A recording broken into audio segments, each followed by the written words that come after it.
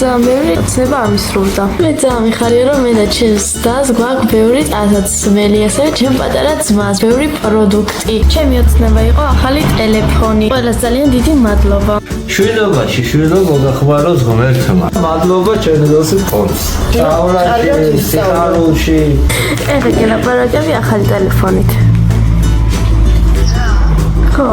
კაია. ძალიან ხარ რა ტელეფონი ღაბევი ჯობს ქალავიღებთ ერთად და წარმოგაი კილო თამარ. ეხლა მესენჯერიც მექნება TikTok-ის, Facebook-ის და ესე.